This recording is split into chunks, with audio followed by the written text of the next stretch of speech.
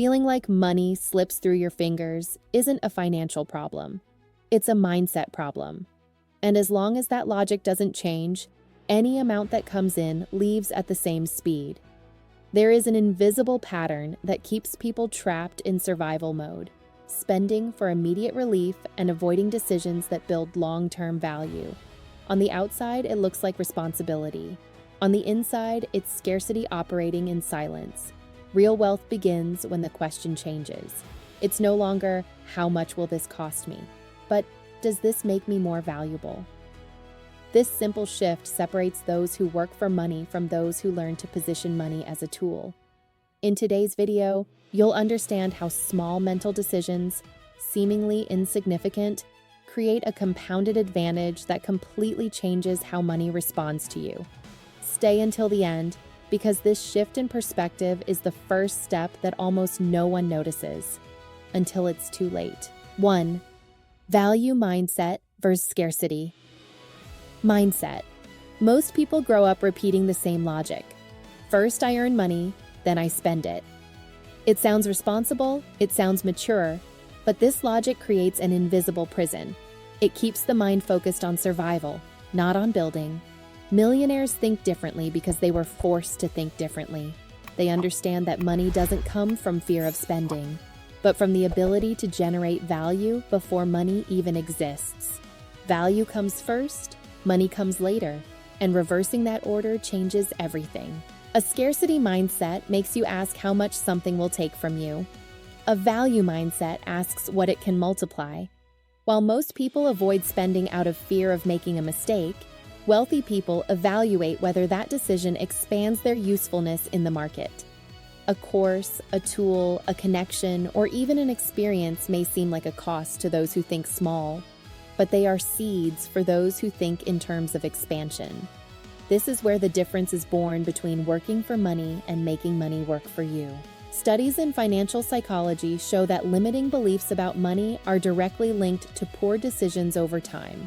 When the brain operates in scarcity, it prioritizes immediate safety and blocks strategic vision.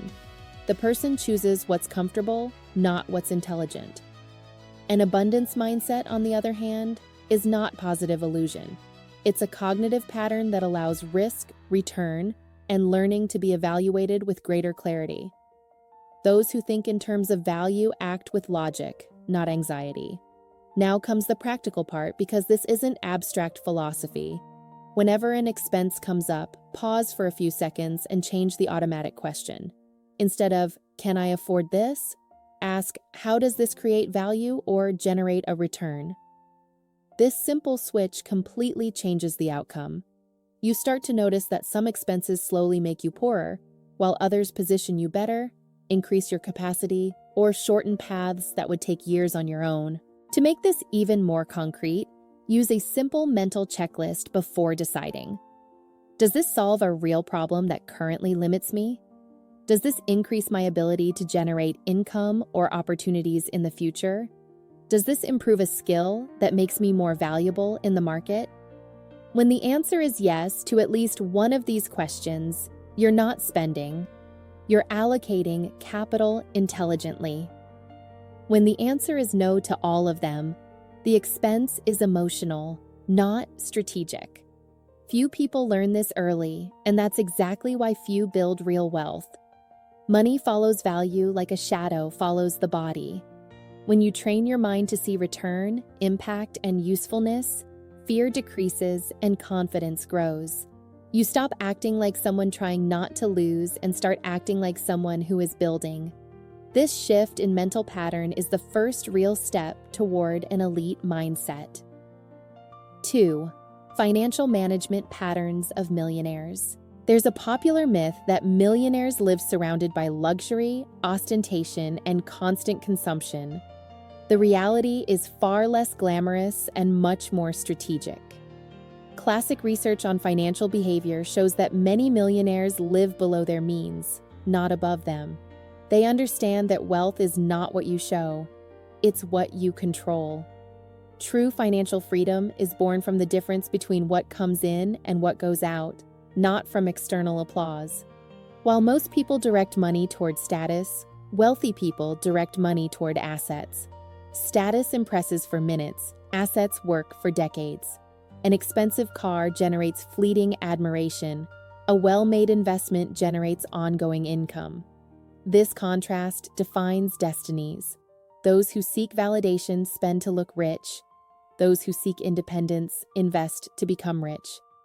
A millionaire's financial management is quiet, disciplined, and almost boring, and that's exactly why it works. A common pattern among wealthy people is clarity in how money is divided. There is no constant improvisation, there is structure. A practical adaptation of efficient financial logic is simple. About 20% of income goes straight to savings and investments. 30% is directed toward education, business, and growth, and the remaining 50% sustains a functional, not inflated, lifestyle. This division protects the future without destroying the present, something most people never learn to balance. Another key point is that millionaires don't rely solely on willpower. They use systems. Automating finances is a psychologically intelligent decision, not just a technical one.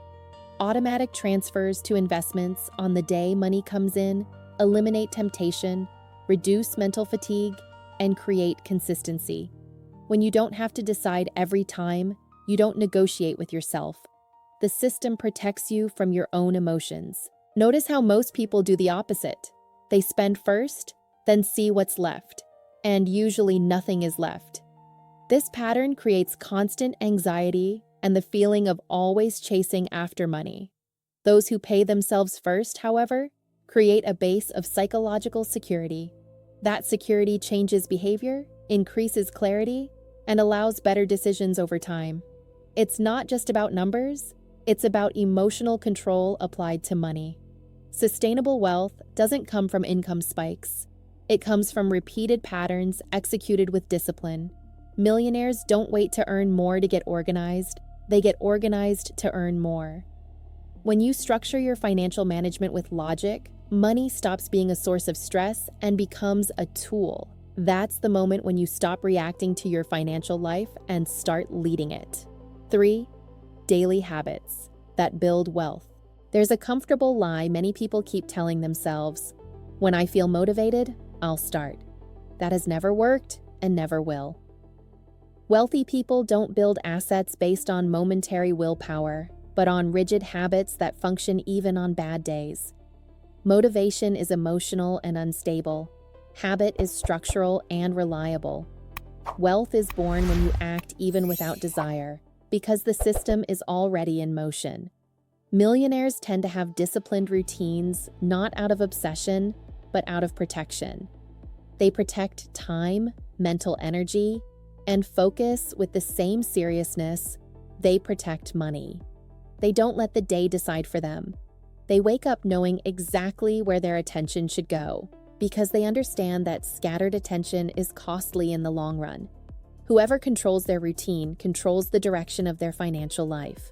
A common pattern is the strategic use of the first hours of the day, not out of mysticism, but for mental clarity.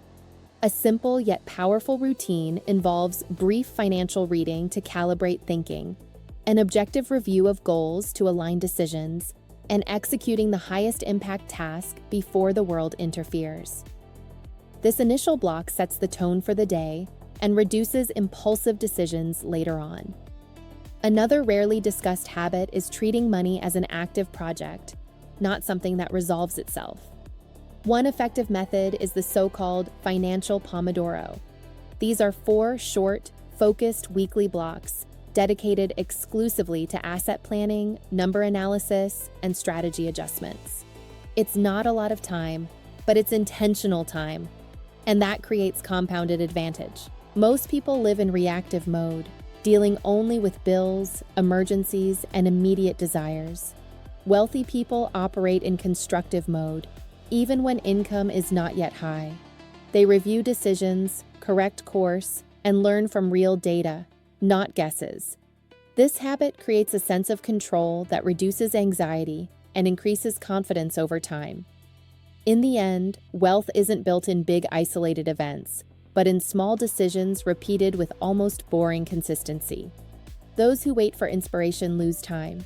Those who create habits build assets. When your days gain structure, your money starts to gain direction. And direction, in the long run, is worth more than intensity. 4. Powerful goal statement. Most people say they want wealth, but have never defined exactly what that means. This is an expensive mistake. Vague goals produce vague actions, and vague actions produce average results. The human brain works best when it receives clear instructions.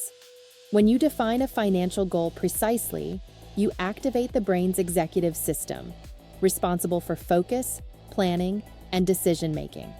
Without clarity, the mind goes into autopilot and repeats old patterns. Imagine two entrepreneurs with the same initial capacity. One wakes up every day reacting to whatever shows up, spending without criteria and making decisions based on urgency.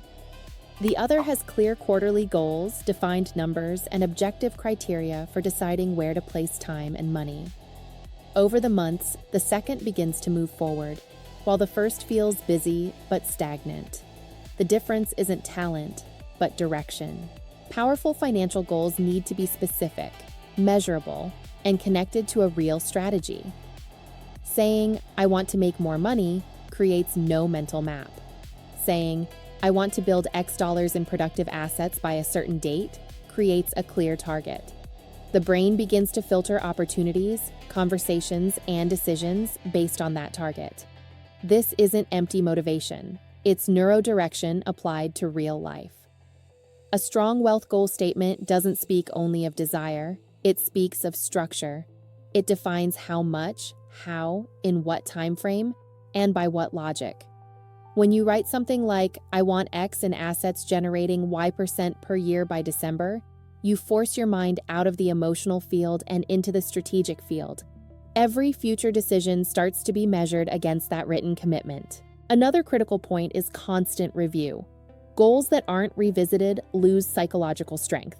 High-performance individuals review goals weekly not to punish themselves, but to recalibrate. They observe what worked, what drifted, and adjust without drama. This creates a mature relationship with money, based on data rather than guilt or frustration. When your goals are clear, behavior changes naturally. You begin to say no more easily because you know exactly where you're going. Focus increases, noise decreases, and anxiety drops. Not because problems disappear, but because direction now exists. Clarity turns effort into progress, and consistent progress is what sustains wealth in the long term. 5. Beliefs and narratives that work. A large part of people carry silent narratives about money without ever questioning them. Phrases like "rich people are selfish," "money changes people," or "those who have a lot always exploit someone" are absorbed from an early age. The problem is that the brain doesn't distinguish moral opinion from behavioral instruction.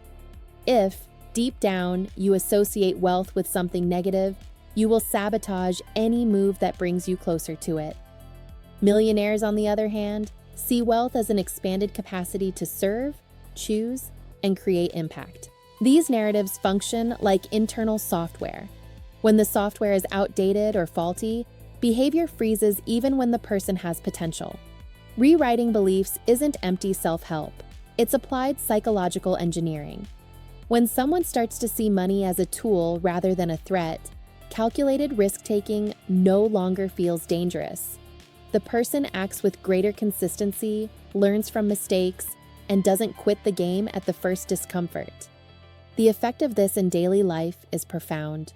Those who believe that making money is hard interpret obstacles as proof of failure. Those who believe that wealth is built interpret the same obstacles as part of the process. The external event is the same, but the narrative completely changes the emotional response. And poorly interpreted emotion generates repeated bad decisions over time. A practical and straightforward exercise is to list 3 limiting financial beliefs you repeat automatically. They might be something you heard from family, school, or your social environment. Then rewrite each one as a functional, not fanciful affirmation. It's not about denying reality, it's about aligning it with growth. Where there was once money is scarce, there now becomes money responds to value and strategy. To deepen this, a belief journal is a powerful tool. For 7 days, write down all the automatic thoughts that arise when the topic is money, spending, investing, or other people's success. No judgment, just observation. By the end of the week, patterns begin to appear with uncomfortable clarity. It's at this point that many people understand why they get stuck in exactly the same places. When your internal narratives start working in your favor, behavior changes almost effortlessly. You allow yourself to think bigger, act more logically, and sustain difficult decisions for longer. Wealth doesn't begin in the bank balance. It begins in the story you tell yourself every day. Changing that story is one of the quietest and most powerful moves there is. 6. Long-term vision and strategic patience. Most people exit the financial game far too early because they expect quick returns. This is a structural mistake, not just an emotional one. Wealthy people think in decades, not weeks. They understand that real wealth is built with strategic patience, not anxious urgency. The focus isn't on winning fast, but on growing consistently, allowing time to do the heavy lifting that isolated effort never could. There's a quiet principle that governs almost all great fortunes. Compound interest applied not only to money, but to decisions. Every well-aligned choice today reduces effort tomorrow. Those who chase immediate results often trade strategy for momentary relief, and that comes at a high price in the future. Those who accept delayed gratification, on the other hand, build a foundation that grows even when they're not watching. A simple analogy helps cement this. Think of wealth as a plantation. Those who plant today don't harvest tomorrow, but those who never plant never harvest. An experienced farmer doesn't dig up the seed every day to see if it's grown. He trusts the process, adjusts the care, and respects time. Most people fail financially because they can't tolerate this silent gap between action and result. In practice, this requires clear definition of horizons. The short term is for tactical adjustments, the medium term for system consolidation, and the long term for real transformation. When someone defines specific actions for each horizon, 1 month, 12 months, and 10 years, behavior changes. Decisions stop being emotional and become coherent with a larger plan, even when they require immediate sacrifice. A powerful tool here is the asset growth map. Visualizing a progressive curve that connects current actions to future results helps the brain tolerate waiting.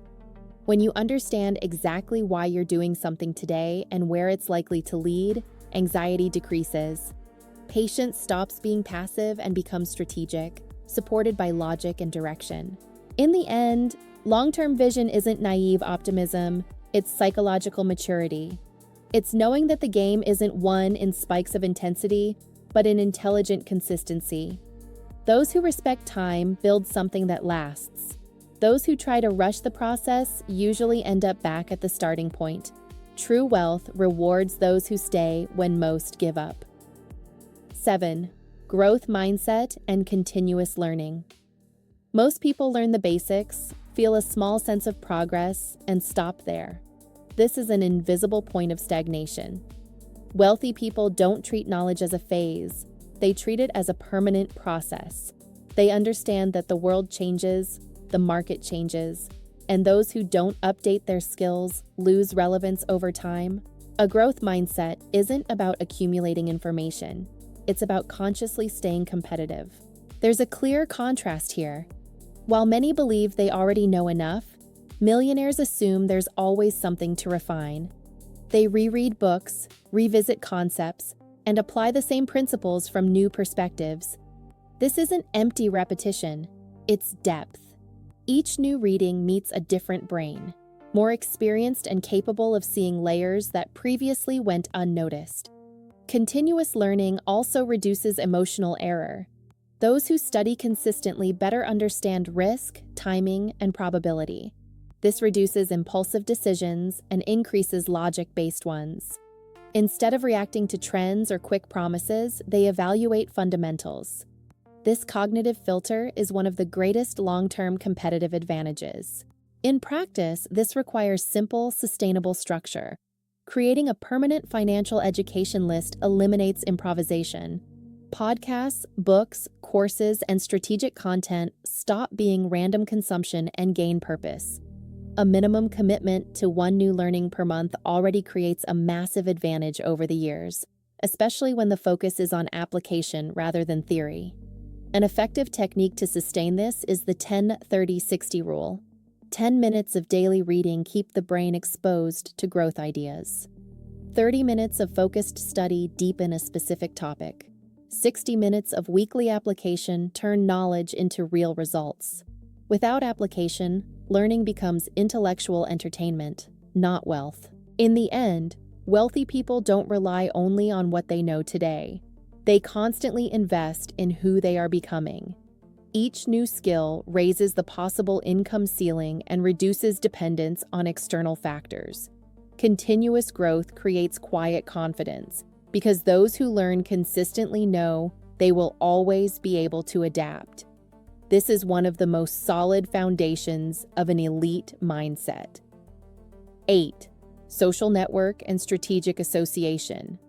No one builds meaningful wealth in isolation, but almost everyone underestimates the impact of environment. Wealthy people understand that growth is largely an effect of association.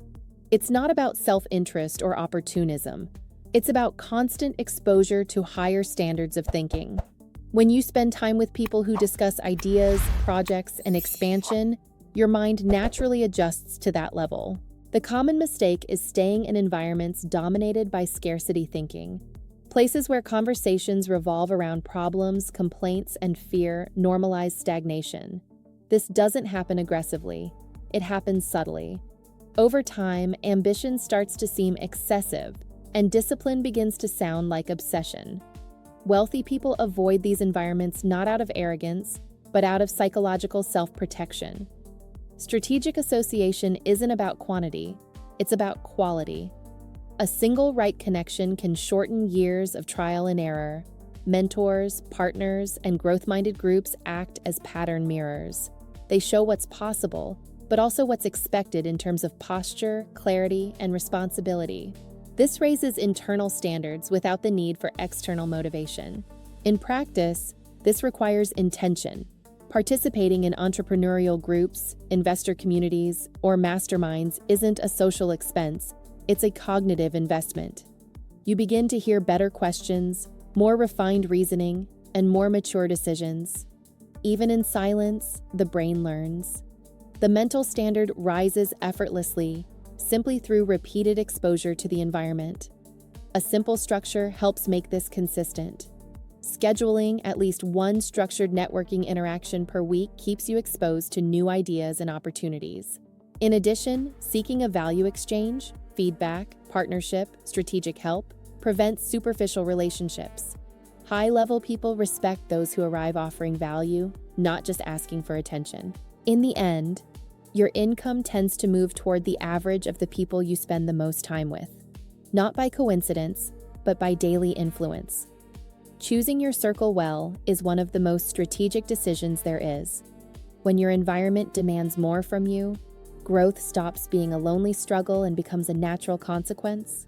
This is the quiet yet powerful closing of an elite mindset,